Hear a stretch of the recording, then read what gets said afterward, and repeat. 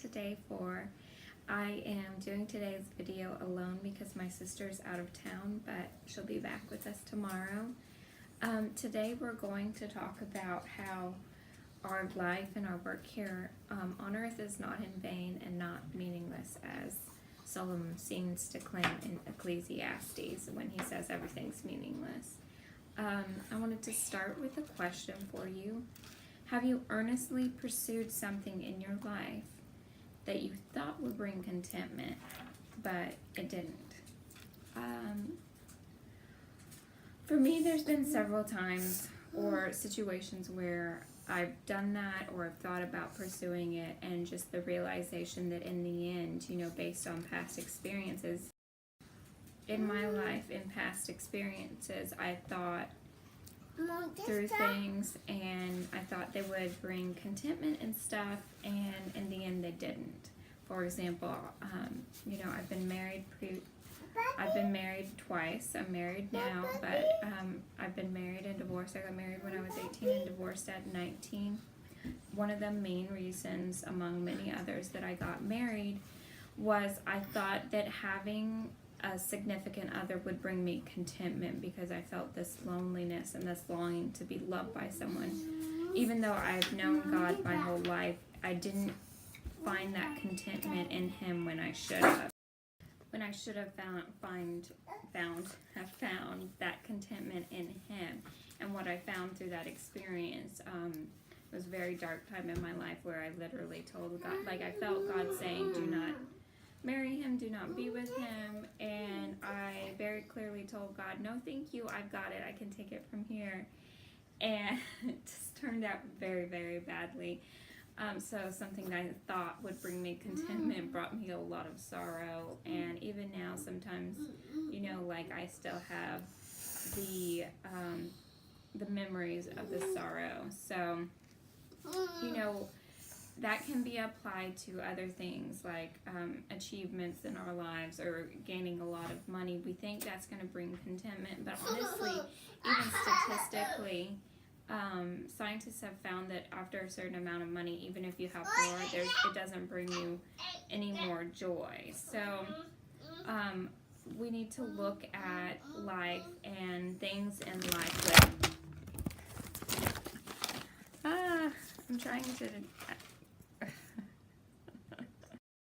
So, you have to look at life and all the things that we find in this life through an internal perspective and not a worldly perspective, and that's where you'll find joy. God's the one who gives us joy in this life, and apart from God, we can have nothing, including joy. So, in Ecclesiastes 1:1-11, we're going through Solomon's worldly view of everything's meaningless, nothing changes, no one learns, and nothing changes. We talked about that a little bit on day 2, and how the hope we find in God in 1 Peter is what's new and what changes and what really brings about that eternal perspective. And then in the other verses, we're seeing why our work is not in vain, and the hope that we find in our work through God. So we're going to start talking about bearing fruit and what that means, what our work in God means. And this can be applied in any situation you are in your life, at work, at home. It's not just for the missionaries. It's for any Christian that has hope in Christ, to find love and bear fruit. That's what it means to have hope in this life. So, a quote I wanted to share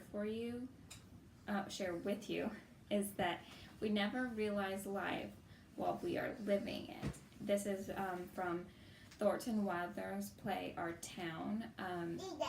It was just something that was shared in one of the devotionals. And it's true, people on their deathbed look back and realize, I'm sorry, my kids are playing over there.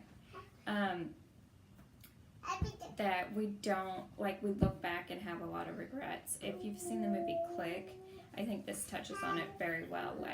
We need to realize family's what matters, and the people in our lives are what will bring us joy and contentment in the end, looking back. So that ties into a lot with bearing fruit and loving one another. You know, what are the fruits of the Spirit? We're going to talk about that in a couple of days and see like what God does in our lives and what will bring us joy. Sorry for the interruption. Dealing with my kids while I do this. I wanted to highlight something about like the broad view, the worldly view, and versus the worldly view versus the godly view in Ecclesiastes that I've mentioned before. So a couple of different verses. Verse 9, Solomon is saying nothing changes, and the godly view is that in God everything's made new. And verse 14 he says everything's meaningless, and the godly view is that staying within God's orbit of love is where we find meaning. Now 2 verse 11, there's no meaning or no lasting profit, which we didn't really cover in our verses, but you can go back and read these. And that's why it's important for us to store up treasures in heaven, because that will have lasting meaning and lasting profit.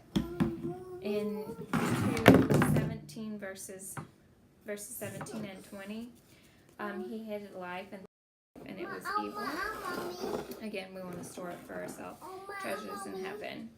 And finally in chapter 2, verses 21 through 23, if you can't find lasting meaning or peace, what's the point of it? Money doesn't even help you with that.